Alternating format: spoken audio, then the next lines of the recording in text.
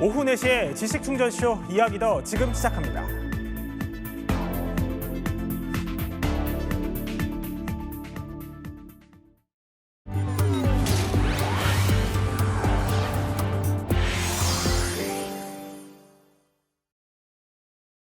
자, 조금 전 내란 특검이 윤석열 전 대통령에게 징역 10년을 구형했습니다. 계엄 사태 이후 윤 전 대통령을 향한 특검의 첫 형량 요구입니다.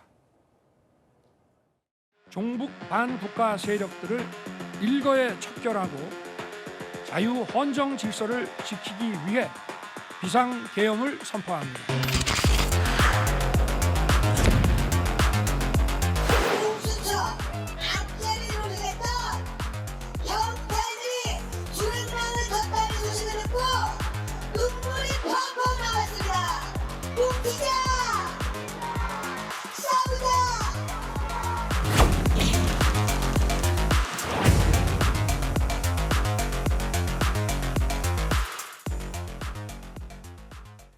윤 전 대통령을 향한 내란 특검의 첫 구형입니다. 그 결과 징역 10년이 일단 구형이 됐는데 이경민 변호사, 이건 어떤 의미를 담은 구형량입니까?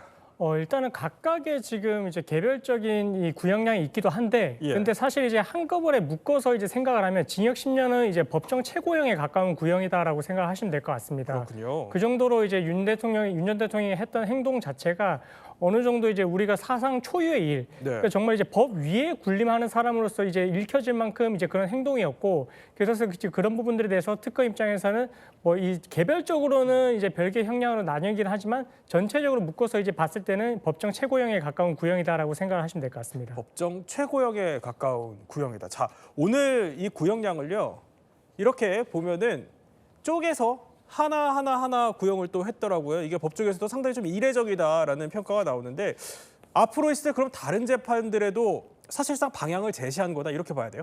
그렇습니다. 이게 좀 이례적이라는 이유가 이 경합범 같은 경우에도 한꺼번에 합쳐서 보통 구형을 하거든요. 근데 이렇게 이제 쪼개서 구형을 했던 이유는 지금 이제 윤 전 대통령 사건 같은 경우에는 이제 체포 방해 관련해서도 이제 특수공무집행 방해인데 다른 이제 경호처 간부들도 이제 재판을 받고 있기도 합니다. 그래서 진행 중에 있기 때문에 그 사람들에 대한 재판에 있어서도 구형량에 있어서 하나의 기준대를 세웠다 이렇게 생각하시면 될 것 같고, 계엄 선포문 작성 같은 경우에도 한덕수 전 총리가 이제 같이 재판을 받고 있는 부분이 있거든요. 그래서 어쨌든 다른 지금 공범들이 있기 때문에 그 사람들에 대한 구형에 있어서도 어느 정도 참고할 만한 그런 기준대를 세운 것이다.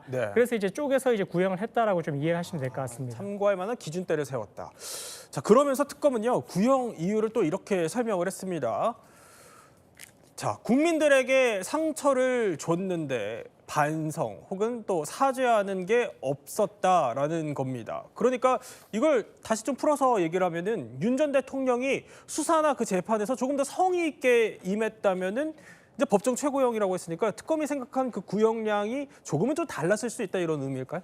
저는 드라마틱하게 달랐을 수도 있다고 생각을 합니다. 왜냐하면 최초에 이제 계엄이 나오고 나서 계엄 선포를 하고 나서 이게 경고성 계엄이 아니라 정말 본인이 이제 이 부분에 대해서 이제 뭔가 위법한 계엄이었다라는 식의 이제 사과를 하고, 그 이후에 있어서도 이제 뭐 수사기관에 조사 특검에 출석을 하는 부분, 그다음에 이제 영장을 집행하는 부분에 있어서 순순히 응하고, 그리고 이제 재판에 출석하는 부분에 있어서도 최초에는 이제 내란 우두머리 혐의부터 해가지고 계속해서 이제 안 나가다가 이 오늘 이제 구형 나온 이 특수공무집행 방해 재판 같은 경우에도 4개월 동안 재판에 안 나가다가 이제 나가기 시작했거든요. 그런 모습들은 사실 일반인들 입장에서는 도저히 생각도 할 수 없는 부분입니다. 그렇기 때문에 수사에 적극, 재판에 적극적으로 협조를 하지 않았던 부분, 그리고 이제 계속해서 공소 사실에 대해서 전부 부인을 해왔던 부분, 이런 부분들이 전혀 반성을 하지 않기 때문에 그래서 구형량 자체가 이렇게 엄격하게 구형이 될 수밖에 없었고, 앞으로의 관련 사건에 있어서도 구형은 이제 최고형에 가까운 구형이 계속 이어지지 않을까, 이렇게 예상해 볼 수 있을 것 같습니다. 이렇게 엄격한 또 구형이 나왔지만 재판은 아직 끝나지 않았습니다. 지금 이 시간에도요, 진행 중입니다. 윤 전 대통령이 이제 잠시 뒤면 최후 진술을 할 텐데 여기서 어떤 말을 할지도 주목이 되는데, 또 하나 주목해야 할 부분이 있습니다. 바로 1심 선고 날짜입니다. 처음부터 6개월 선고라는 것이 예정에 없다가 느닷없이 지금 특검의 요청에 의해서 이런 결정이 내려진 거기, 이거는 뭐 명백한 불이타가 되기 때문에 이거는 좀 재고를 한번 해주시는 것이. 자, 그런데 이남희 기자, 그러니까 예정대로라면은, 스케줄대로 가면은 이제 재판이 1심 선고가 다음 달, 그러니까 1월 16일에 진행될 예정인데 조금 전에 들었던 것처럼 윤 전 대통령은 이거 뭐 불이 타다 기습 공격이다라면서 받아들일 수 없다고 하잖아요. 계속 밀어달라고 하는 이유는 그겁니다. 윤석열 전 대통령이 지금 혐의가 여러 개로 쪼개져서 재판을 받고 있는데 예. 가장 핵심은 내란 우두머리 혐의 재판이잖아요. 그러니까 그거 먼저 선고 나고 요 체포 방해라든가 이런 선고는 좀 더 뒤로 미루는 게 어떻냐라는 게 윤석열 전 대통령과 변호인들 주장입니다. 하지만 재판부는 거의 오늘 받아들이지 않은 걸로 보입니다. 잘 중요한 것은요. 지금 저희가 달력을 보여드리고 있잖아요. 1심의 선고 1월 16일에 그대로 될 것으로 보입니다. 가장 중요한 것은 1월 18일이 윤석열 전 대통령의 구속 기간이 만료가 되거든요. 네. 근데 만약에 16일이 아니라 다른 날짜를 미룬다면은요. 윤석열 전 대통령이 다시 풀려났다가 또 집행을 해야 되는 상황이 벌어지는데 네. 안 그래도 주경 판사 지난번에 풀어줬을 때도 굉장히 뭐 사회적으로 논란들이 그렇죠. 네. 많았었잖아요. 그러니까 지금 받아들이지 않은 것으로 보입니다. 그러면은 법조계에서도 받아들여질 가능성이 좀 적다 이렇게 보세요?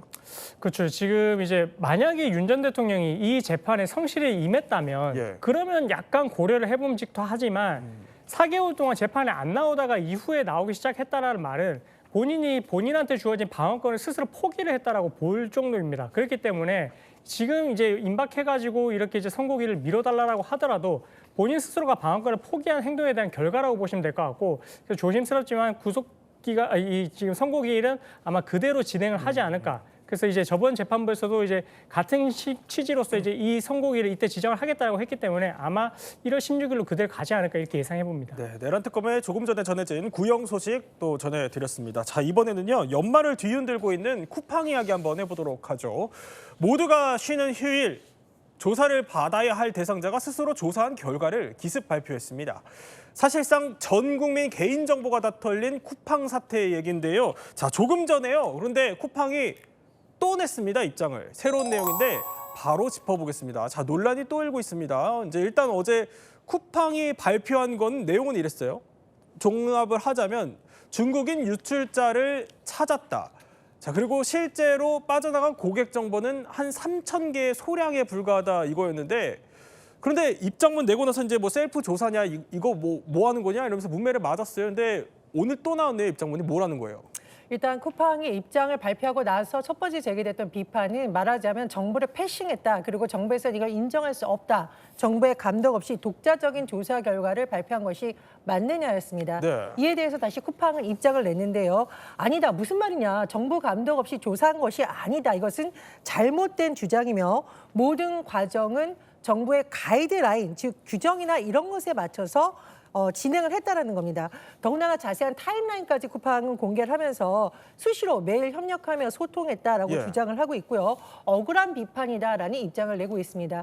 그러나 지금 전 국민의 정서 또 국회나 정부의 입장을 볼 때 과연 쿠팡의 이런 주장이 받아들여질지는 글쎄요 좀 지켜봐야 되는 상황인 것 같습니다.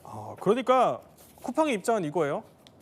조사부터 모든 거를 정부랑 같이 했는데 지금 이렇게 질타받는 거 억울하다 이런 겁니까? 그렇습니다. 일단은 쿠팡 측의 그 주장일 뿐입니다. 지금은 이제 예? 쿠팡에서 이야기를 하는 게 뭐 12월 1일부터 정부하고 이런 이제 조사에 대해서 협력하기로 약속을 했다라고 하면서 12월 9일에 정부가 이제 쿠팡하고 유출자를 직접적으로 접촉하는 것을 제안을 했다라고 합니다. 그래서 이제 12월 14일에 쿠팡이 이제 그 유출자가 직접적으로 1차 대면을 했다라고 하고요.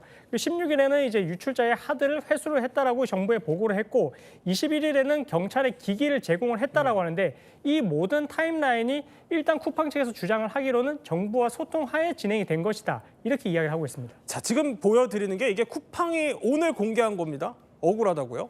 그 뭐가 억울하다는 거예요, 이남희 기자? 일단은 쿠팡은 아니 우리는 일방적으로 조사한 게 아니고 우리 마음대로 한 것도 아니고 정부의 지시를 받아서 유출자도 접촉을 했고 그런 상황인데 뭔가 일방적으로 우리가 조사했다고 비판하는 게 억울하다는 겁니다. 정부와 교감하에 다 조사를 했고 지금도 보면은 지금 네. 나가는 장면은 뭐냐면은요. 그 유출자 측이 나 가방 쿠팡 그 에코백에다가 벽돌 넣어서 노트북 버렸다 이렇게 진술을 했다는 거예요. 네. 그래서 지금 저 장면은 잠수부가 그래서 그 하천에 들어가서 유출자가 저 가방을 버렸다라고 주장한 그곳에서 지금 가방을 꺼내드는 장면이에요. 그러니까 그래서 실제로 우리 저렇게 조사했다. 조사했다. 그러니까 그리고 저 영상 예. 찍어서 우리 또 보고도 했다. 그리고 조금 전에 나왔던 이 가방입니다. 예. 바로 저 가방에 노트북과 벽돌을 넣어서 버렸고 저렇게 잠수부가 회수한 것 네. 이거 다 영상도 찍고 보고도 했다는 건데 이게 왜 우리가 일방적으로 조사한 것도 아니고 정부의 지시받고 유수자 접촉하고 한 건데 그래서 억울하다 이런 것이 이제 쿠팡의 주장인 겁니다. 아니 그냥 뭐 보면은 그러니까 우리 조사 결과 믿어달라 이런 거네요 결국. 그래서 정부랑 네. 교감하에 한 건데 이게 사실이 아닌 게 아니다. 보면은 어제 정부의 이제 비판은 쿠팡의 일방적 주장일 뿐이다. 저것이 정말로 그 유출자가 버린 게 맞는지, 네. 그 노트북이 맞는지 이런 것들은 뭐 경찰도 예. 수사를 해봐야 된다고 했고요. 그러니까 본인들은 정부와 교감하에 이 조사를 진행했고 또 그대로 넘겼다 이렇게 말하면서 오늘은 그러니까 사진과 그다음에 네. 관련해서 잠수부가 저렇게 건져 올리는 영상까지 공개하면서 근데 지금 사실상 정부랑 지금 전면전 선언한 거죠. 아니 그냥 대놓고 지금 계속 정부랑 입장이 엇갈려요. 근데 앞서 이 쿠팡이 어제 휴일에 기습적으로 발표를 했을 때도 아니 쿠팡이 조사 대상자인데 누가 누구를 특정해서 이거 조사 결과를 발표하냐 이러면서 비판이 거셌어요. 그렇죠. 이제 쿠팡이 로켓 배송만 하는 게 아니라 로켓 조사도 하는 것 같습니다. 어떻게 이렇게 빨리 결과를 네. 내는지 모르겠는데, 근데 이제 수사기관에서는 사실 이제 포렌식을 통해 가지고 이후의 절차들을 이렇게 진행을 하는데, 지금 쿠팡에서는 본인이 자체적으로 이제 포렌식을 통해 가지고 유출자를 특정을 했고 이후에 이제 어느 정도 유출이 됐는지도 본인들이 이제 확인을 해본 결과 뭐 3,300만 명의 개인정보 유출이 됐지만 그 중에서 이제 본인이 정보를 갖고 있었다가 3,000명 정도밖에 되지 않는다 이렇게 이야기를 했거든요. 네.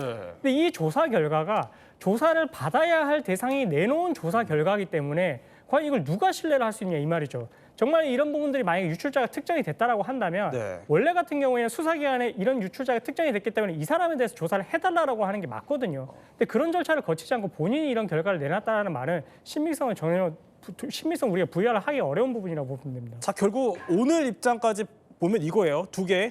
그러니까 첫 번째로는 그 하천 영상을 공개하면서 자 우리 조사 결과 이 정도로 신빙성이 있다 이거고 두 번째는 우리 정부랑 세세하게 다 협의를 해서 이게 결과가 나온 거다. 아니 그럼 이러면 대통령실도 할 말 있겠는데요. 근데요, 사실 오늘 따져보면 잘 읽어보면 정부가 지시해서 유출자 접촉했고 이런 얘기들은 나오는데 발표를 먼저 하기로 협의했다는 부분은 제가 그 쿠팡 입장문에서 못 읽어봤거든요. 그러니까 결국은 정부가 화가 난 대목, 오늘 쿠팡 발표에 대해서 아직 뭐 과기부라든지 대통령실에서 공식 입장은 내놓지 않았는데 일단은 정부에서 화가 난 대목은 그거예요. 아니 지금 민간 합동조사에서 계속 하고 있었는데 왜 쿠팡이 그것도 휴일에 기습적으로 갑자기 발표하냐. 이 부분에 대해서 화가 난 거고요. 그래서 대통령실 관계자가 이렇게 말한 겁니다. 아니 왜 수사 대상이 수사 결과를 발표하는 게 말이 되냐고. 네. 자 대통령실은 이제 잠시 뒤면 또 입장이 아마 나올 것으로 나오지 보여요. 않습니다. 네. 그런데 대통령실 분위기는요. 심상치 않습니다. 이렇게 쿠팡이 국민정서를 건드려서 제대로 손보겠다라고 했는데 이남희 기자, 후속 조치 뭐가 예상됩니까? 일단은 지금 여권에서도 굉장히 많이 화가 난 상태이고요. 네. 그래서 뭐 최근에 뭐 법이라든지 그다음에 다음 주에 청문회 같은 것들도 지금 예정이 돼 있기 때문에 저 일방적인 발표를 한 것까지 뭐 청문회에서도 여러 가지로 더 그러니까 본인들이 조사한 결과를 발표한 경위 또 그 유출자 정보 관련해 가지고 여러 가지를 따져 물을 것으로 보이고요. 또 정부가 뭐 영업 정지나 이런 방안까지 검토하고 있는 상황이잖아요. 그리고 쿠팡이 막 최근에 뭐 미국 정부 압박해서 이렇게 뭔가 입장 좀 더 쿠팡이 유리하게 뭔가 여론 플레이 하는 것에 대해서도 굉장히 괘씸하다라는 표현을 괘씸하다. 했어요. 네.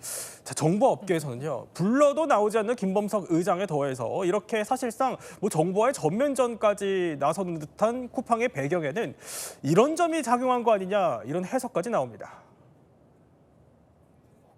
The fact is, we now have to take on the status quo of global competitiveness, China, but also our allies. Every unicorn in that field is American, and as innovators and they as regulators, they intend on using regulation to take us out of our competitive lead. 그러니까 미국에 뿌리 깊게 내린 로비력이 있기 때문에 이렇게 과감한 행보를 보이는 거 아니냐. 그래서 이제 정부에서는 뭐 괘씸하다 이런 반응까지 나온다는 겁니다. 자 보면은요. 미국 기업에 대한 차별 조치 아니냐. 또 그리고 한국이 미국 기업 쿠팡을 공격한다. 쿠팡 압박은 한국의 배신이다. 거의 전 국민 정보가 빠져나가서 지금 대응하고 있는 걸 미국에 대한 도전처럼 보네요. 왜 그런 거예요?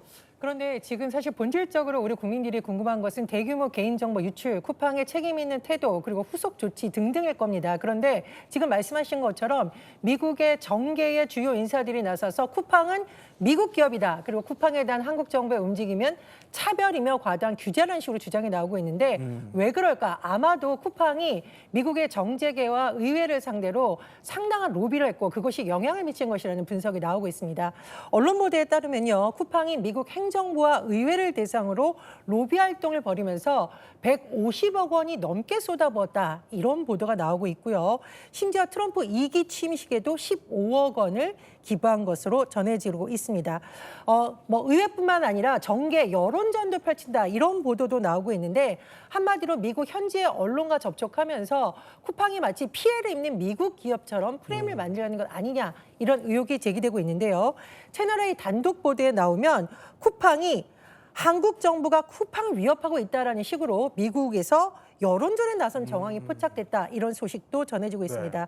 따라서 일각에서는 이것을 본질적으로 개인정보 유출 문제라기보다는 어떤 무역 문제로 번지는 것 아니냐 혹은 그런 프레임을 만들려는 것 아니냐 이런 의도까지 이런 의혹이 제기되고 있는 상황입니다.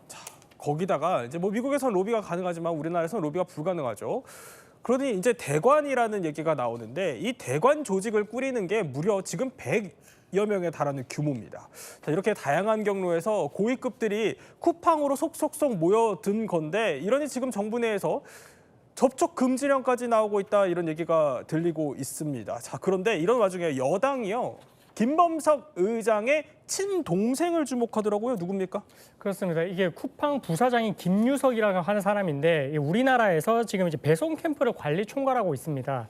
이렇게 이제 동생에 대해서까지 지금 증인으로 부르겠다라고 해서 채택이 된 상태인데 이렇게 압박을 하고 있는 이유가 사실 그 동안에 이제 지금 김범석 의장이 계속해서 이제 해외에서 뭔가 사업을 하고 있기 때문에 출석이 어렵다라고 했었고 그래서 이제 그렇게 하는 경우에는 우리가 이제 입국 금지까지 시키겠다라고 하면서 법 개정안까지 발의를 하겠다고 했는데 묵묵부답이고 이제 계속 요지부동이니까 그래서 동생까지 증인으로 불러가지고 이번 연석 청문회에서는 이 증인으로 소환을 해서 이제 물어보겠다라는 그런 이제 강력한 의지를 보여준 거거든요.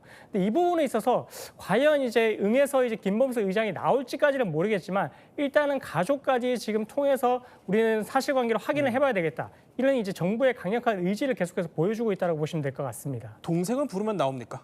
동생 부르면 나올지는 좀 더 지켜봐야 될 것 같아요. 네. 그래서 아직 나온다 안 나온다 입장을 나오진 않았거든요. 그런데 어쨌든 이 동생이 임원으로 근무하고 있는데 그러니까 미등기 이사 그러니까 경영에는 참여하지 않는다는 이유로 김범석 의장은 총수로 지정되지 않아서 굉장히 지금 규제는 다 피해가고 있거든요. 그러니까 그래요? 이 부분에 예. 대해서도 만약에 나온다면 아니면 나오지 않는다고 하더라도 그 부분에 대해서도 청문회에서 굉장히 질문 공세 많이 이어질 걸로 보입니다. 나오든 안 나오든 또 논란일 것 같다라는 분석까지 주셨습니다. 자, 다음 이야기 또 살펴보죠. 저속노화 열풍은 가라앉았지만 논란을 가라앉지 않는 모양새입니다. 정의원 박사를 둘러싼 사생활 의혹이 진흙탕 싸움으로 번지는 가운데 정 박사가 상대 연구원에게 보낸 문자가 새로운 의혹으로 떠오르고 있습니다. 이 문자 내용 무슨 문자일까요? 가속노화 생활 습관의 쓰나미를 개인의 의지력만으로 막는 데에는 늘 한계가 있다고 말씀드렸습니다. 지갑이 넉넉치 않아도 누구나 당연히 건강한 삶의 방식을 선택할 수 있는 저속노화를 위한 고속 정책으로 저 역시 협력해 나가겠습니다. 자, 그러니까 정 박사가 상대를 스토킹 혐의로 이제 고소를 한 뒤에 문자를 또 보냈다는 거예요. 일단 무슨 문자 내용인데요? 네, 좀 사건을 정리를 해보면 정의원 대표가 이 전직 연구원 A씨를 상대로 법적 대응을 취했다. 이런 보도 자료가 12월 17일 언론을 통해서 보도가 됐고요. 그로부터 이틀 뒤인 19일 정 대표가 이 연구원에게 보냈다라고 하는 문자가 이 여성 측을 통해서 공개된 것으로 추정이 됩니다. 그 문자의 내용을 보면은요. 살려주세요. 저도 저속노화도 선생님도 다시 일으켜 세우면 안 될까요? 그리고 10월 20일 일은 정말 후회하고 있습니다. 네. 죄송합니다. 이런 내용이고 이 여성 측은 정영 교수가 본인을 회유하려고 있다 이렇게 주장하고 있습니다. 그러니까 저희가 그 해당 연구원 측의 이제 변호인을 통해서 이런 문자를 입수해서 저희가 보여드리고 있는데, 자, 자세히 보면은 정의원 박사가 문자로 이제 10월 20일을 언급을 합니다. 이 10월 20일 이 날짜가 무슨 날짜인데요? 제가 앞서 말씀드리면 12월 17일은 법무법인 측에서 보도자료가 나온 날이고요. 사실은 그 전입니다. 10월 20일 이 정 대표의 자택으로 이 전직 연구원 A씨가 방문을 했던 것으로 전해지고 있고, 그날 바로 정의원 대표 측이 경찰에 이 여성을 스토킹 혐의로 신고를 했다라고 합니다. 결국 이 여성에게는 경찰 측에서 조치를 취했는데요. 2026년 2월 18일까지 스토킹 범죄를 중단해라. 그리고 정의원 대표와 그 주거 등의 접근을 금지한다라는 잠정 조치였습니다. 그런데 이 여성이 주장하는 바를 따르면, 아니 지금 정의원 대표는 본인이 스토킹을 당한 피해자라고 주장하고 있다. 그런데 이 피해자 고소인이 피고소인에게 이렇게 연락해서 사과하고 도움을 요청한다는 게 말이 되느냐? 앞뒤가 안 맞는 주장이다. 한마디로 나를 또 회유하고 있다. 이렇게 주장을 하고 있는 상황입니다. 근데 하나 더 눈여겨볼 게, 그 연구원 측에서는 이 정 박사가 이날 이렇게 보낸 이 문자 앞뒤로 연락을 또 취했었다라고 주장을 하던데요. 그러니까요. 저희가 이제 그 연구원 A씨 측 변호인을 통해서 확인한 내용입니다. 연구원 A씨 변호인은요, 정 대표한테 이제는 이 연구원과 연락하지 말아라, 보름전에 그렇게 얘기를 했다고 해요. 그럼에도 불구하고 보면은 정 대표가 이 오후 6시, 그러니까 그날 10월 19일 오후 6시 2분쯤에 이 연구원의 아버지한테 전화해서 10여 분간 이 연구원을 비난을 했다고 합니다. 그 다음에는요, 6시 49분쯤입니다. 이 연구원한테 카톡을 보냈어요. 그런데 대답이 없으니까 그 다음에는 또 6시 56분부터 7시 26분까지 5번에 걸쳐서 문자를 보내면서 사과 의사를 밝혔다는 겁니다. 아까 보여드렸던 그 문자 포함해서요. 네. 그런데 이 연구원이 답을 하지 않으니까 결국 직접 통화를 시도하면서 전화를 걸었는데 이 연구원은 받지 않았다는 겁니다. 아니 그러면은 이렇게 변호인 측에서 이제 다 공개를 하고 문자까지 공개를 했으면은 정 박사 측도 할 말이 있을 것 같은데요. 그렇습니다. 정 박사 측이 변호인 측을 통해서 밝힌 내용 크게 세 가지로 요약할 수 있습니다. 첫 번째, 회유할 목적이 아니었다. 즉 이 연구원과 그 가족에게 연락한 것은 그런 목적이 전혀 아니었다. 일단 부인을 하고 있고요. 두 번째로 언론에 아마 이 여성 연구원이 대화를 왜곡해서 공개하려는 것 같으니까 이렇게까지 할 게 있느냐, 이런 뜻이었다라는 겁니다. 세 번째로 지금 스토킹 피해자가 뭐 왜 사과해서 뭐 이렇게 한다는 게 말이 되느냐, 이렇게 여성 측은 주장하고 있는데, 네. 이에 대해서 정 대표 측 변호인 측은 그게 아니다, 스토킹 시고가 잘못됐다라는 것은 아니다, 이렇게 크게 세 가지로 주장을 내놓고 있는 상황입니다. 아, 그러니까 변호인 측이 스토킹 고소가 잘못됐다는 뜻이 아니다라고 설명을 해요. 그럼 이 얘기인즉슨 스토킹 고소권과 이 문자는 별개다, 이런 뜻인가요? 별개라는 거예요. 저희도 이제 정 대표 측 변호인은 네. 자, 여전히 정 대표는 스토킹 피해자다. 그리고 상대방 측도 우리를 고소를 했기 때문에 결국은 수사기관에서 가려질 문제다. 이렇게 입장을 밝혔습니다. 자, 양측 입장 저희가 모두 전해드렸습니다. 보면은 정 박사가 이날 이렇게 취했다는 이 문자 연락이 그럼 향후에 재판 증거로 활용될 가능성이 있어요? 네, 이 수사 단계에서 이런 이제 문자 같은 경우에는 충분히 신빙성을 판단하는 척도가 될 수가 있고요.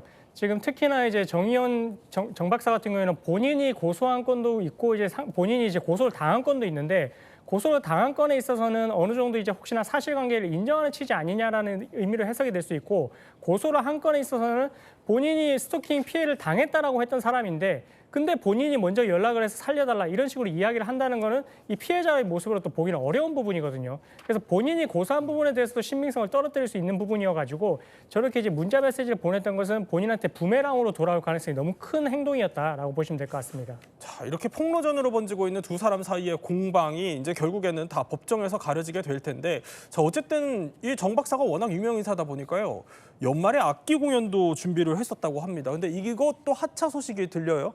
그렇습니다. 지금 이제 여러 식품을 통해 가지고 이제 본인이 어떻게 보면 그 광고 모델로서 이제 활동을 하기도 했었거든요. 네. 근데 그 부분이 결국은 이제 지금 이런 뭔가 본인의 개인적인 문제로 인해 가지고 이제 하차를 하게 됐고, 그래서 그런 부분들을 이제 광고에 있어서도 이제 타격을 주는 부분이다 보니까 아마 이제 여러 계약서에 이런 이제 개인적으로 신상이 논란이 됐을 때는 이제 위약금과 관련된 부분이 조항이 들어가 있을 것이라서 뭐 이 부분 악기 뭐 이 부분에 이제 연주회에서 못 나가는 것뿐만 아니라 개인적으로 지금 이런 광고 위약금까지도 이제 부담을 해야 되는 민사상 채무불이행 책임도 지금 안고 있는 그런 이제 책임 앞으로 그런 책임도 떠안아야 되는 그런 상황이 있다고 보시면 될 것 같습니다. 수사와 재판을 통해서 가려지게 되겠죠. 양측 입장 한번 전해드렸고요. 다음 이야기 또 살펴보도록 하죠.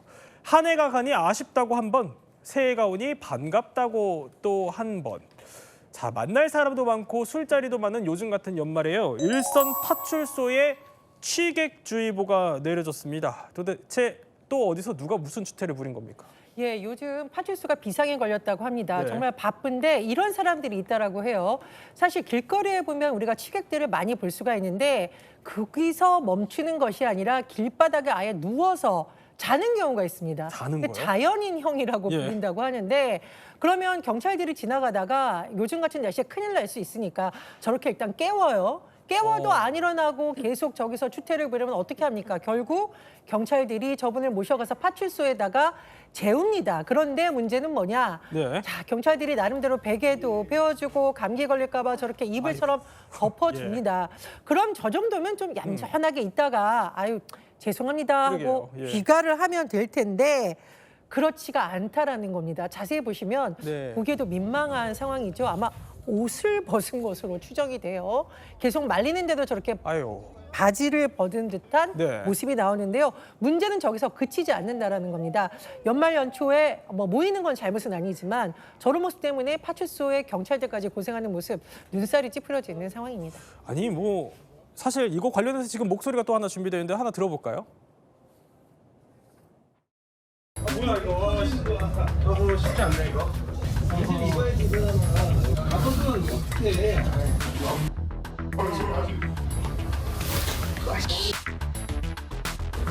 바지만 입어요.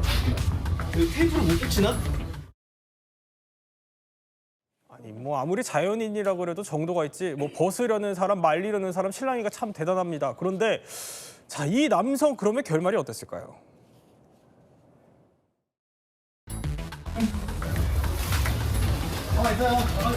어디가 어디? 들어가.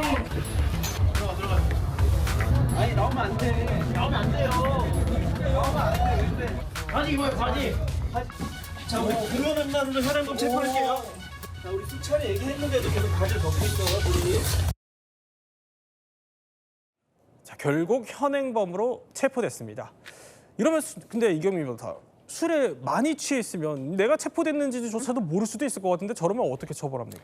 근데 지금 이 경찰이 이렇게까지 뭐 덮어주고 이렇게 하는 것도 결국 이제 이 본인이 직무집행을 하고 있는 거거든요. 네. 근데 이 부분에 있어가지고 뭐 유형력을 행사하면서 나 못하겠어 아니면 뭐 욕설을 하고 이렇게 한다면은 이거는 이제 현행법상 이제 공무집행 방해가 될 수가 있습니다. 그리고 본인이 술을 마셨다고 하더라도 그 술을 마신 것도 본인의 의지에 따라서 마시고 나서 이제 하는 행동이기 때문에 그 부분에 대해서 이제 뭐 공무집행방해 의도가 없었다 아니면 감경을 해줘야 된다 이런 부분에 대한 주장은 저희는 설득력이 없다라고 보시면 될 것 같습니다. 자, 다음은요. 또 이런 유형이 있습니다. 분노형. 한번 볼까요? 내가 맞는 거 맞잖아. 내가 살려서 진짜. 아까 그분은 때린 거 맞잖아.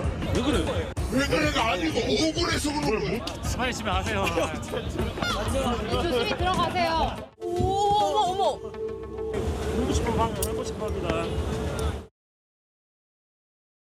자, 결국에 이 끝도 현행범 처벌을 받게 되는데 자, 이런 일이 연말에 좀 많아요, 원래?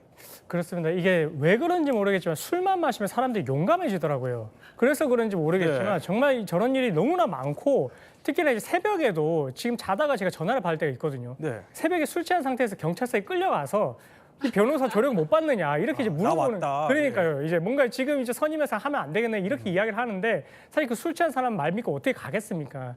저렇게 이제 술 먹고 나서 저는 천태만상이 많은 것 같습니다. 그렇군요. 사실 뭐 아무리 술자리가 많아도요. 이게 적당히 마셔야 합니다. 이게 너무 마시다 보면은 이런 민폐까지 됩니다. 집이 어디예요? 밖에서 자면 위험해요. 아, 토했어요? 일상이에요.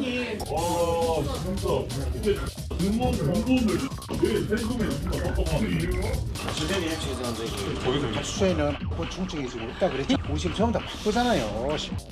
다리 힘주세요. 자, 하나, 둘, 셋. 으쌰. 왜 이렇게 술을 많이 드셨어요? 네? 막년에? 아세요? 네. 술을 말해 오늘 안 먹는데 한잔 하지. 내가 뭐 드셨어요? 자, 게다가요. 더 조심해야 하는 거는 아니 추울 때 술 마시면 이게 조금 더 위험한가 보죠? 맞습니다. 추운 날요 과한 음주를 하면은 한랭주라는 위험이 높아집니다. 그러니까 뭐 35도 아래로 체온이 떨어진다던가 예. 동상이 걸릴 위험이 있어요. 그러니까 자율신경의 기능이 많이 떨어져서 체온 유지가 어렵기 때문인데요. 이번 달에서도요 서울에서 발생한 한랭 질환자 중 9명 중 3명이 음주 상태였거든요. 오늘 정말 굉장히 날씨가 추운데 오늘 금요일이기도 하지만 불금이긴 하지만요. 술 조금만 드시고 들어가셨으면 좋겠고요. 특히 또 어르신들 65세 이상 고령자들도 좀 더 네. 그 한랭 질환이 취약하다고 하니까요. 오늘 좀 옷 단단히 입으시고 술은 조금만 드시면 좋겠습니다. 네, 연말인 만큼 또 유의해야겠다라는 생각이 듭니다. 오늘 이야기 이렇게 핵심만 살펴봤습니다. 이번에는 몰랐던 이야기 더 시간입니다. 지식충전 지금 시작합니다.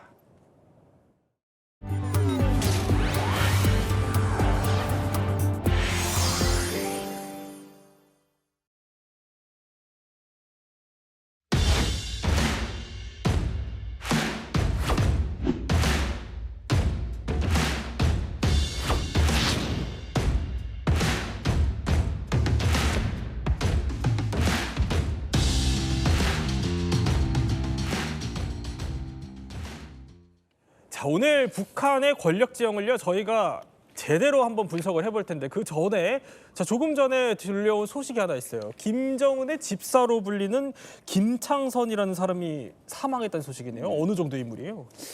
김창선으로 말하면 북한에서 이제 3층 서기실, 말하자면 권력의 최고의 핵심부의 비서실장격인 3층 서기실 실장인데 저 분이 김창선이가 김정일에 의해서 김정은까지 2대에 걸쳐서 비서실장을 한 겁니다. 완전 3층 문고리 서기실. 권력이네요. 예. 그런데 저 김창선이 저 자리까지 올라갈 때는 예. 처갓집 신세가 컸습니다. 장인은 김일성의 책임꾼이었던 유경수라는 예. 그런 이제 김일성과 같이 항일 발산을 했다는 동료이고 장모도 역시 장모는 누군가면 김정일이 태어날 때 그 옆에서 조산 방조를 한 황순이라는 그런 이제 소위 원로 발산 세대의 사위로 들어갔어요. 사위로 들어가서 그 연줄을 타고 저 3층 서기실의 비서실장 자리까지 갔는데 거의 수십 년 동안을 집사로서 일했죠. 더 중요한 거는 김창선이가 김정은이가 태어나서 어린 아기 때부터 집사로 하면서 고이나 김정일을 대신해서 업어 키운 그런 이제 실세 중에 실세라고 볼 수 있는 그런 인물이었죠. 업어 키운 사람이다. 사실상 최측근인데 뭐 측근이라기보다는 업어 키운 뭐 거의 뭐 아버지 뻘 되는 그런 이제 심적으로도 상당히 의지했을 인물일 것 같은데 어느 정도냐면은 제가 그 싱가포르 회담 때 그때 싱가포르를 갔을 때 저 사람이 김정은보다 먼저 와서 저게 제가 취재했던 장면인데 그때 싱가포르 호텔 주차장이거든요. 김창선이 먼저 와가지고 김정은이 어디 묵을지 동선을 어떻게 할지 일일이 다 보고 가더라고요. 그 정도로 최측근 중에 최측근인데 이 사람이 일단 숨진 거예요. 사망한 건데 앞서 김영남 사망에 이 사람 사망까지 하면은 내부 권력적이 좀 바뀌겠네요. 최근에 북한에서 원로 세대가 이제 많이 사망하고 있습니다. 김창선, 김영남 뭐 많이 사망하고 있는데 지금까지는 그래도 김정은이가 눈치를 좀 보던 이런 자기 아버지 뻘 원로 세대들이 사망하기 시작하면서 이제는 점점 김정은이가 눈치를 보던 김정은을 조금이나마 견제할 수 있는 이런 실세들이 이제 북한에서 다 떠나가고 있다. 이렇게 이제 볼 수 있겠습니다. 그렇군요. 어떻게 보면은 좀 눈치를 봐야 될 사람들이 다 사라지고 김정은의 권력이 더 세질 수 있는. 더 세지고 정말 망문애가로 이제 할 수 있는 이런 이제 시대가 열리고 있다고 볼 수 있겠습니다. 자, 이렇게 북한 수뇌부의 권력 실세가 사망한 가운데 최근 북한 매체에서 보면요. 김정은의 딸 또 김주애의 노출 빈도가 급격하게 또 높아졌습니다. 자, 보면은요. 자, 이게 삼지연 관광지구 현장 방문해서 이렇게 김정은과 김주애가 손을 꽉 잡고 웃고 있는 모습 보여드리고 있는데 자 이런 행동들이요 하나하나 사실은 의미가 또 다 담겨져 있다고 합니다. 그래서 오늘은 이 권력자들의 숨은 심리를 행동으로 한번 분석을 해보려고 합니다. 특별한 손님 모셨습니다. 행동심리 분석가 임문수 소장님 나오셨습니다. 어서 오십시오. 네, 안녕하세요. 네. 자 그러면 일단 북한의 미래 권력 김주의 행동심리부터 한번 제대로 뜯어보죠. 자 이겁니다.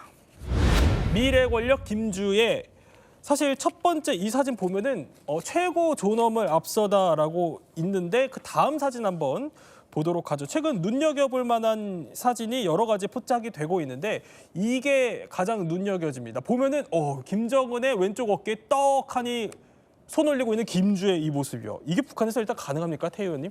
저 북한에서는 예처럼 저게 대단히 의례적인 네. 예외적인 저런 이제 상황입니다.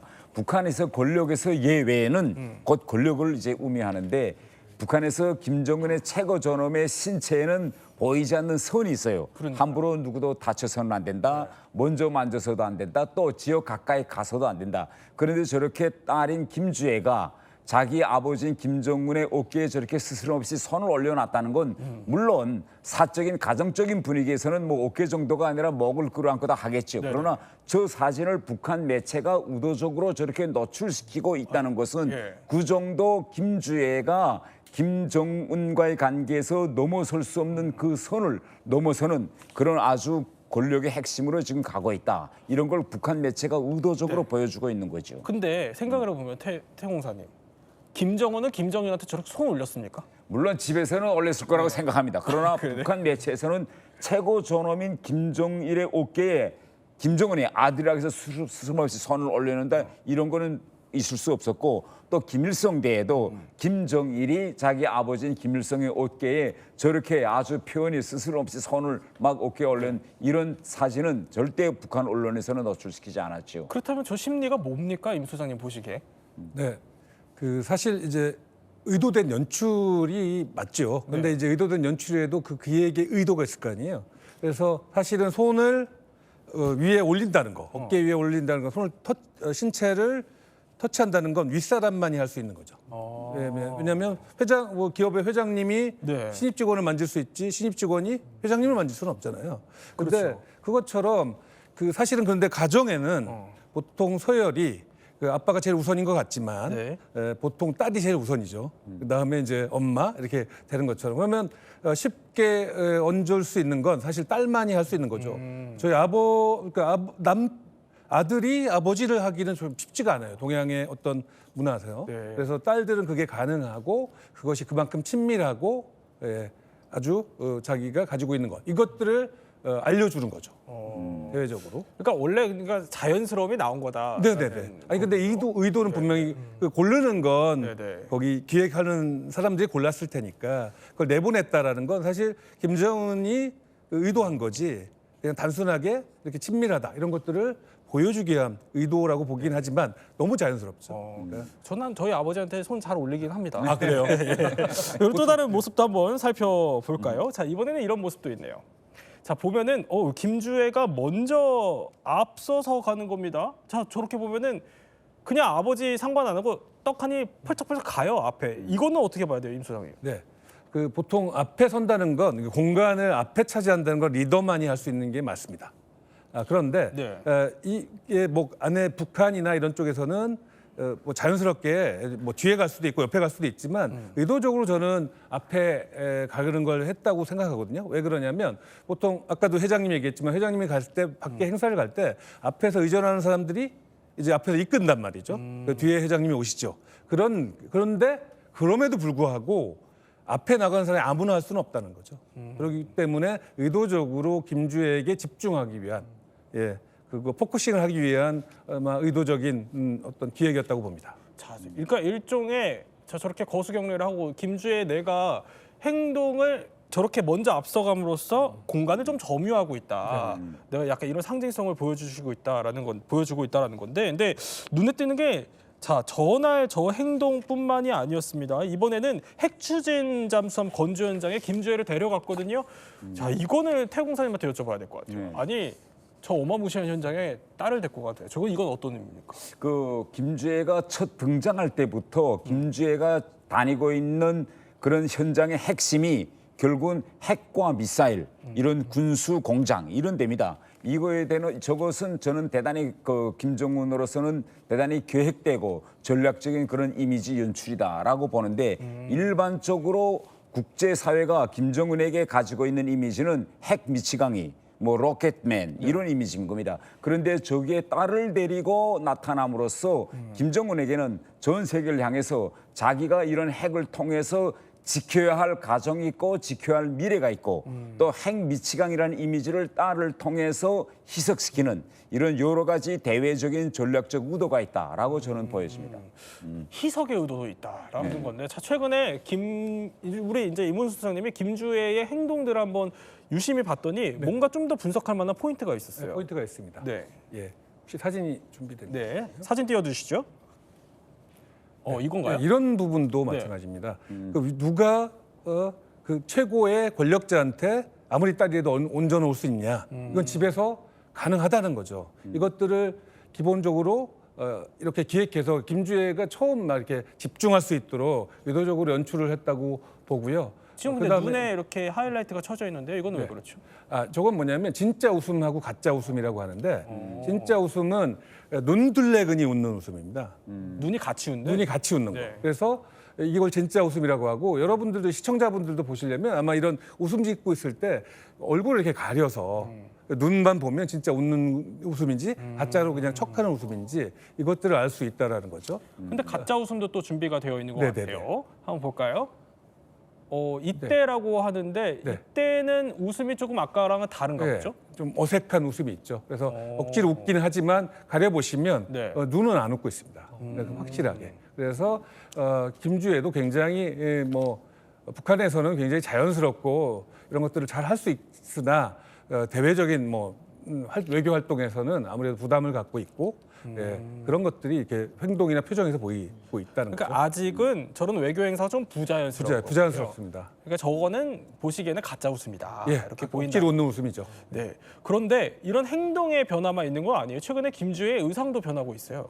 정 작가님. 네, 그 2022년에 북한의 핵미사일 이제 그 시찰 현장에서 처음 모습을 김주애가 드러냈었는데 이때 화면을 보시면 이제 나왔겠지만 그냥 10대 초반의 여자아이 그러니까 하얀색 패딩에 그다음 뱅헤어라고 부르는 일자머리 이렇게 하고 나왔었는데 2024년에는 이제 성인들이 입을 것 같은 그런 블라우스 이렇게 팔이 좀 비치는 블라우스라서 약간 성인 여성 같은 그런 느낌을 좀 줬다면 2025년에서는 보시다시피 가죽 자켓을 입었거든요. 그러니까 북한에서는 김정은이 군부대를 시찰하거나 대외 행사를 할 때 가죽 코트를 자주 입어갖고 일종의 유행처럼 됐었는데 그것 때문에 또 이제 단속을 했다고 해요. 아무나 가죽 코트를 입지 마라. 태영호 의원님 말씀대로 권력에서 예외가 곧 권력이다라고 하신 것처럼 저렇게 김정은만 입을 수 있는 것 같은 가죽 코트를 같은 현장에 김주애가 입고 나왔다는 것은 어떻게 보면은 이제 권력에 대한 확실한 계승 의도, 그다음에 두 사람을 동일시하는 그런 모습들, 그리고 이제 일종의 북한도 스타일리스트가 있을 테니까 그런 모습들을 통해서 어떻게 대중들에게 비춰질지에 대해서 철저하게 계산한 결과물이다라고 보시면 될 것 같습니다. 근데 이렇게 철저한 계산 안에 어떻게 보면 좀 어른처럼 스타일링을 하려고 해도 숨겨지지 않는 게 사실 나이겠죠. 보면은 이제 우리나라 기준으로는 아직 초등학교 한 5학년 정도밖에 안 되는 건데 그러다 보니까 지금 아까 잠깐 나왔던 상황 외에도 임 소장님 보시기에 좀 버거운 상황들이 여러 군데서 포착이 됐어요. 네네. 보면은 다양한 이제 사진과 영상들을 보면 기본적으로 김주애가 많은 것들을 자연스럽게 하는 것 같지만 사실은 굉장히 스트레스를 받았다는 증거들이 좀 있고요. 저 사진을 보면 이렇게 팔짱을 이렇게 팔 오버해서 이렇게 잡는 건데 모아놓고 있네요. 보통 이렇게 모아서 다니는 김주애가 행동을 많이 해요. 이것은 이제 겸손하고 이런 모습을 보이려고 하는 거라면 이렇게 잡는 것은 사실은 좀 다른 의미가 있습니다. 보통 낯설은 환경이나 사람들이 갔을 때 자기가 되게 불안하고 어떻게 할지 모를 때 보통 이렇게 잡고요. 보통 이건 여성들이 보통 많이 하는 사실은 팔짱을 끼고 불안하고 자기를 달래주는 자세이긴 하나 이것들이 예의 바르게 보인다고 해서 보통 이런 자세를 합니다. 그러면 지금 김주애가 북한에서 그 전까지 그런 자세가 한 번도 없었거든요. 네네. 유일하게 저 영상에서만 보입니다. 그래서 그러니까 저게 아마 지금 굉장히- 방중 때인데 네, 방중 때. 저게 좀 낯설고 방어적인 자리다. 예, 그래서 낯설을 때만 나타나는 자세라고 보시면 됩니다. 지금 보면은 이때는요 이렇게 보면 옆에 살짝 힐끗힐끗 보는 것 같거든요. 네네. 눈치도 보고 예. 또 저 보는 것도 마찬가지예요. 근데 이제 아무래도 아무리 잘 기획되고 연출을 하고 잘 따라가더라도 예. 기본적으로 이 의식적이든 무의식적이든 간에 그 자기의 감정들이 표출하는 게 아직 어린 아이라서 그렇다는 거죠. 저 옆에서 보는 건 사실은 제가 볼 때는 그 아버지가 저런 거 좀 제발 그만하라니까 막 노려보는 거 있잖아요. 딸들이 아빠 담배 피지 마 좀 막 집에서 담배 피지 마 이렇게 이제 쪼려보는 눈빛인 것 같아요. 아직은 그래서 뭐 집에 있을 때랑 밖에 있을 때가 조금 다른, 그러니까 구분 잘 안 되는. 네, 다른 건 다 쟀는데 이렇게 틈틈이 이제 이렇게 순간순간 유출이 되죠. 자, 그런데 우리가 이렇게 심리적인 분석을 하는 이유는 어쨌든 간에 김주애가 또 차기 권력을 쥘 수 있는 북한의 그런 실세로 떠오르기 때문인데 이미 우리 정부에서 정 작가님 한 차례 김주애의 우리 정부에서 심리적 상황을 분석을 한 적이 있어요. 당연히 대한민국엔 임 소장님 같은 분이 계시니까 김주애 심리 분석을 할 거고 그 다음에 그냥 제 개인적인 추측인데 김정은이 굉장히 이런 시기에 정권을 물려받았잖아요. 그러니까 본인 건강에 대해서 본인이 잘 알고 있을 테니까 그런 걱정 그리고 또 만약에 4대째 이어진다면 또 딸이잖아요. 계속 남성이었는데 그런 여러 가지 불안감 때문에 이런 이제 행보를 보이는데 실제 후계자로 낙점됐다는 증거들이 보이는 게 2023년에 통일부의 분석에 의하면 그 이전에 나왔을 때는 그냥 10대 초반 여자아이의 그 발랄하고 이런 자연스러운 모습이 보였다면 요 시점부터는 보시다 화면에 나온 것처럼 좀 표정이 어둡고 좀 딱딱하게 굳어 있는 것 같은 그런 느낌. 네, 그리고 이제 그런 의전들이 그런 거를 익숙한 사람들은 그런 의전을 되게 즐기거나 당연시하는데 아직도 보면 되게 힘들어하는 모습들이 좀 보이거든요. 특히 이제 옆에 있는 장성이 이제 북한 쪽이 아니라 러시아 쪽 장성으로 보이잖아요. 그러니까 또 외국인이면 더 힘든 그런 모습들이 보이는 거를 이제 이미 2년 전에 통일부에서 분석을 마친 상태입니다. 자, 그러면 이렇게 우리가 쭉 봤어요. 태 공사님 보시기에는 어쨌든 행동심리 분석가인 전문가도 조금 이제 외교적인 자리나 이런 게 다 버거워 보인다라는 거거든요. 나이에 비해서. 실제로는 어떻습니까? 지금 김주의 나이를 보면 뭐 2013년 초로 지금 추정이 됩니다. 그러면 우리로 말하면 북한과 우리 사이에 좀 약간 학년 차이도 있지만은 중학교 1학년 정도의 나이인데 지금 저 옷이라든가 머리라든가 모든 이 행동의 스타일은 성년으로서 해야 할 행동을 해야 되는 겁니다. 쉽게 이야기하면 실수해서는 절대 안 되는 그런 실수할 자유조차 없는 그런 미성년자의 모습을 우리가 지금 보고 있습니다. 그런데 일반적으로 저 나이 때 되면 제 또래 친구들하고 놀고 그러면서도 동시에 공부해야 될 부담 또 남과 비교되는 부담 이런 여러 가지 부담을 가지고 있는데 지금 보니까 저렇게 아버지를 따라서 전국을 다 다니고 있어요. 이건 학교도 안 가고 홈스쿨링 하는 것 같은데 김주애가 대상하는 모든 사람들은 다 자기 아버지 40대도 아니고 50대, 60대, 70대의 고령에 있는 사람들을 혼자서 저렇게 어린애가 대상하고 있고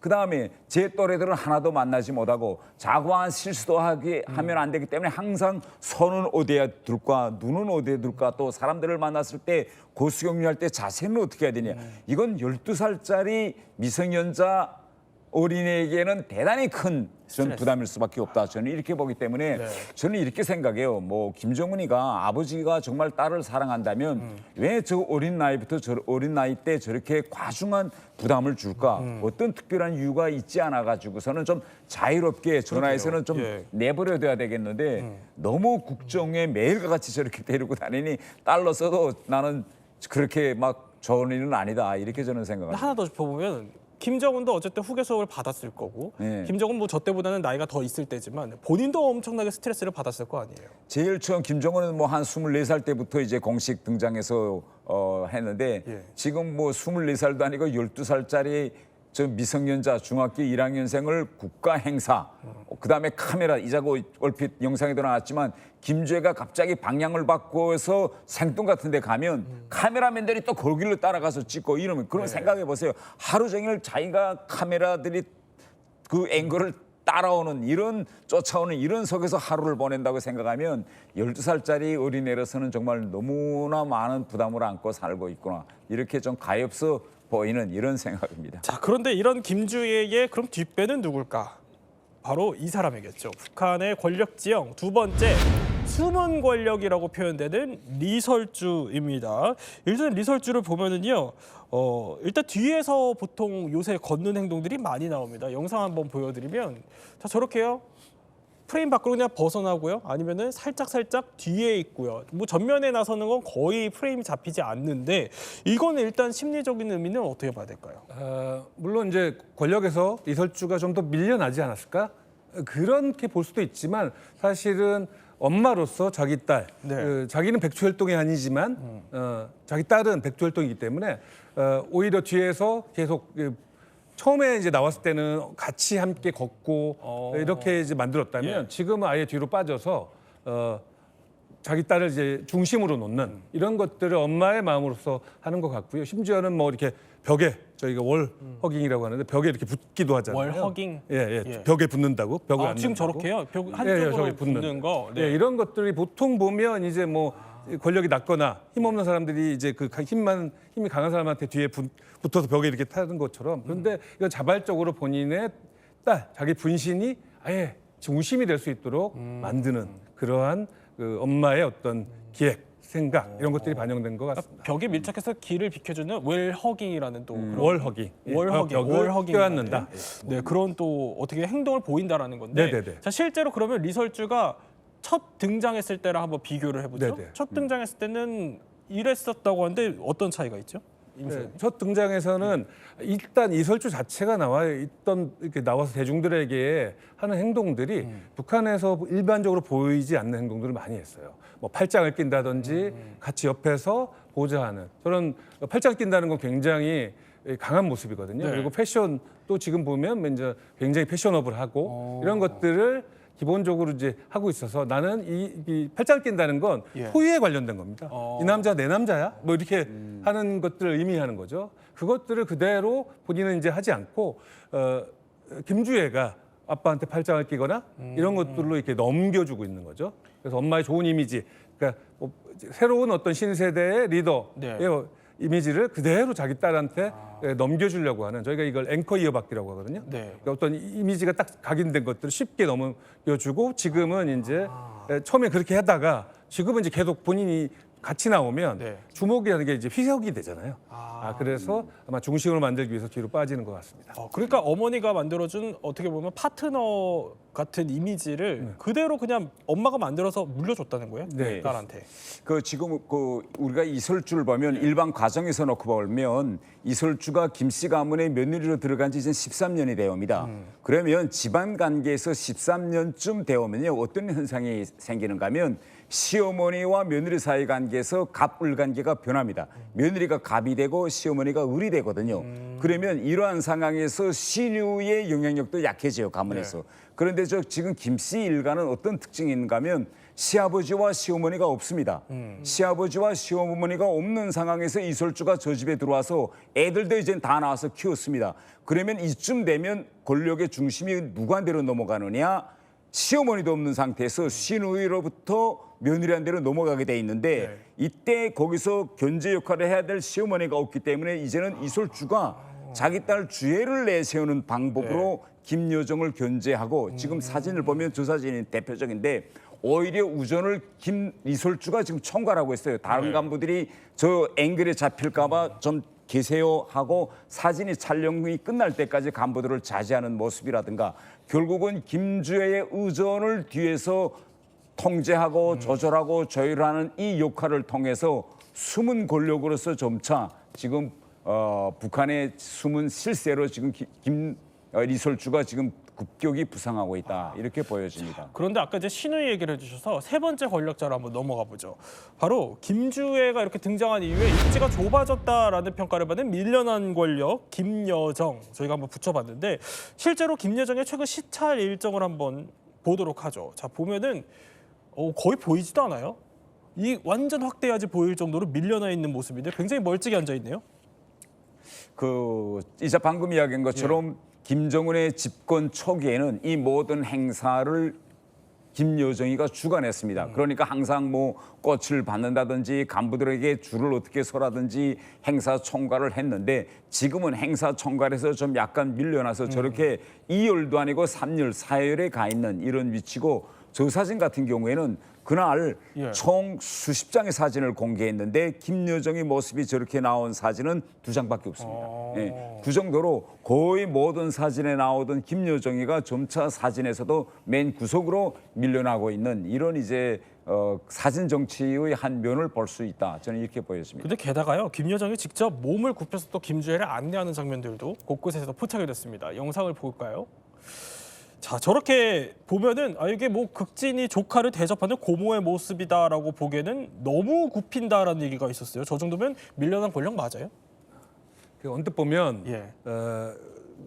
몸을 굽히고 이런 것들은 이제 충성이라든지 이런 것들을 보여주는 모습입니다. 자기 아래로 몸을 낮춰가지고 위를 보여주는 거. 이렇게 보면 그렇고 김여정이 사진들을 보면 네. 뒤에 밀려난 사진들이 많아요. 그런 걸 보면 또 밀려난 게 맞다라고 볼 수 있는데 저는 계속 쭉 꾸준히 김여정의 사진들을 보면 어쩔 때는 밖에 있고 네. 어쩔 때는 또 김정은 뒤에 있고 왔다 갔다 하면서 위치가 바뀐다는 거죠. 네. 만약에 그냥 밀려났다면 이렇게 중간에 다시 바뀔 수 있을까? 계속 밖에 있어야 되는데 그래서 저는 어떤 생각이 드냐면 한번 앵커님께 질문하려고 하는데 네.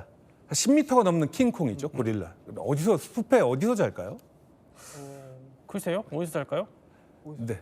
네, 말씀드리면 자기가 자고 싶은데 잡니다. 그만큼 파워가 강하고 그러면 자기가 어느 순간에 어디서나 상관없이 네. 잔다는 거죠.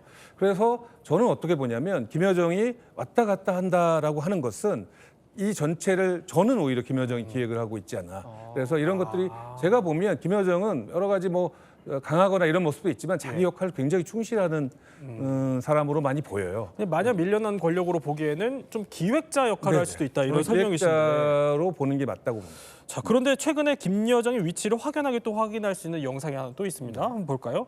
자, 박수 치는 영상이라고 하는데 자, 이제 곧 보여드리겠습니다. 자, 김여정이 곳곳에 이제 행사장에서 포착이 되는데 김주애와 달리 김여정이 이렇게 박수 치는데 모습이 좀 달라 보여요? 네. 김여정은 기본적으로 이제 박수를 치는데 아무 이제 생각 없이 영혼 없이 이렇게 치는 것 같잖아요. 그래서 언뜻 보면 사실은 굉장히 지금 내가 여기서 뭐 하고 있나 멍한 상태로 이렇게 될 수도 있습니다. 그런데 전체를 기획하는 사람을 본다면 네. 이거는 그냥 무의식적으로 하는 거고 이 다음은 어떻게 해야 되나 이런 것들을 계획을 잡고 있을 수도 있다라는 거죠. 자, 이번에는 당연히 이 사람도 분석을 해봐야겠죠. 북한의 권력 지형하면 빼놓을 수 없는 1인자, 바로 김정은으로 넘어가 볼 텐데 자, 요새 최근에 보면은 딸바보 행보가 너무 많아요. 네, 저렇게 보시면 딸이 어깨에 손을 올리는 것도 보여주고 그다음에 아까 이렇게 뒤에서 바라봤을 때 올라봐서 봤을 때 딸도 웃고 있었고 김정은도 보기 드물게 감정을 드러낸 장면이 보였거든요. 그러니까 아까 후계구도를 얘기하셨는데 그 인간의 권력 욕심은 본인이 모든 걸 차지하고 싶고 그다음에 본인이 물려줄 땐 자기 직계한테 물려줍니다. 자기 형제는 동생한테 물려주지 않거든요. 그러니까 이제 지금 김여정의 위치가 언제 어떻게 변할지는 아마 김주애가 한 10년쯤 지났을 때 어떻게 뭐 김정일 시대 김평일이 될지 어떻게 될지는 좀 지켜봐야 되는데 확실히 저렇게 다정한 모습들을 계속 보인다는 거는 개인적으로 노리고 있는 지점이 나는 굉장히 인간적인 사람이고 딸을 사랑하는 사람이다. 보통 미국에서 인종차별 같은 거에 걸린 사람이 항상 하는 얘기가 나는 흑인 친구가 많습니다. 나는 좋은 사람입니다. 네. 그러니까 오히려 자신의 부정적인 거를 좀 덮어주고 그다음에 후계 구도를 이제 이른 나이부터 하기 위한 계산된 행보가 아닐까라고 생각을 하는데 물론 뭐 딸이 굉장히 귀여우니까 저런 것도 좀 있겠죠. 근데 이런 딸바보의 모습을 북한 주민들은 받아들여요? 김정은이 지금 바라는 것은 이런 것 같습니다. 집권 초기에 고모부를과 이복형을 비롯해서 너무 많은 사람들을 처형하고 숙청했거든요. 그래서 지금 현 단계에서는 딸 김주애를 내세워서 그렇게 새로운 아버지로서의 딸 바보로서의 이미지를 저는 부각시킴으로써 권력의 안정성을 북한 내부와 국제사회에 보여주려는 것 같습니다. 지금 외부에서는 김정은의 지나친 체중이라든가 건강 이상설이 돌면서 과연 김정은 체제가 얼마나 오래 갈까라는 의심들이 계속 높아지고 있거든요. 그럼에도 불구하고 저렇게 공식 행사장에서 딸과 다정히 이야기하는 아버지의 모습을 끊임없이 보여줌으로써 결국은 북한 체제의 안정성 또 미래의 연속성을 보여주는 그런 정치적 의도가 깔려 있다 이렇게 보여집니다. 자, 그런데 또 마냥 또 애민 지도자의 모습만 보여주는 건 또 아니라고 합니다. 직접 한번 볼까요? 자, 이번에는 김정은이 자 저렇게 이게 올해 러우 전쟁에 참여했던 북한 군인들과 만난 공개 석상에서 북한 군인들 저렇게 얼굴 감싸고 안아주는 모습인데 이걸 행동 심리적으로 보셨을 때도 좀 남다른 의미가 있어요? 네, 역시 이제 자연스럽게 지금 말씀하신 대로 난 그렇게 강한 것만 아니고 나는 정말 부드럽고 사람을 좋아하고 인민을 좋아하는 이런 식의 연출이라고 보는데 저는 이제 특히 행동적으로 보면 행동심적으로 보면 얼굴을 만진다는 거죠. 그러니까요. 사실 얼굴이라는 게 굉장히 의미가 있습니다. 얼굴은 그 용어 자체가 얼이라고 하는 우리 정신의 어떤 통로라고 하는 거거든요. 그럼 저걸 만진다고 하는 것은 얼을 그러니까 영혼까지 잡을 수 있는, 만질 수 있는, 통제할 수 있는 그런 의미를 주고요. 저건 반드시 위의 사람, 아주 위의 사람이 결국은 할 수 있는 행동이죠. 아주 위에 사람만이 할 수 네, 있다. 그렇죠. 그러니까 누군가를 통제하는 듯한 또 모습까지 보여준다는 건데 한편으로는 근데 스트레스 받는 모습들도 곳곳에서 연출이 돼요. 한번 볼까요? 자, 이런 장면들 이거는 어떤 의미가 있죠? 자, 이 김정은은 계속 어떤 행동을 하냐면 이렇게 연설을 할 때 몸을 왼쪽으로 갔다 오른쪽으로 갔다 이런 행동을 많이 합니다. 아, 왼쪽 오른쪽 이렇게 갸우뚱. 처음 초창기에도 그렇고 나온 권력에 이제 앞에 등장할 때도 연설만 하면 저런 자세를 하거든요. 그러면 저게 어떤 의미가 있냐면 역시 되게 긴장하기 때문에 왼쪽 오른쪽 저희가 이제 어렸을 때 엄마 아빠가 이렇게 안아줄 때 이렇게 흔들어 주잖아요. 굉장히 편안함과 안정감을 준다는 거죠. 그래서 자기가 스스로가 왔다 갔다 해서 긴장한 것들을 풀려고 하는 본능적인 자세일 수도 있고 기본적으로 허리 쪽이나 디스크나 기본적으로 골반 쪽에 문제가 있어서 한쪽으로 치우쳐보는 것보다 이렇게 앞 통증을 완화하기 위한 행동일 수도 있습니다. 어찌되었던 간에 다 부정적인 느낌의 행동인 거죠. 긍정적인 모습은 없습니다. 뭔가 약간 조바심이 나는 것 같은 듯한 모습이 보이기도 하고요. 자, 세 분과 함께 또 평양의 권력 지형을 행동 심리로 한번 분석해 봤습니다. 저희는 60초 후에 뵙겠습니다. 저희는 다음 주 월요일 오후 3시 50분에 더 알찬 지식과 함께 찾아오겠습니다. 시청해주신 여러분 고맙습니다.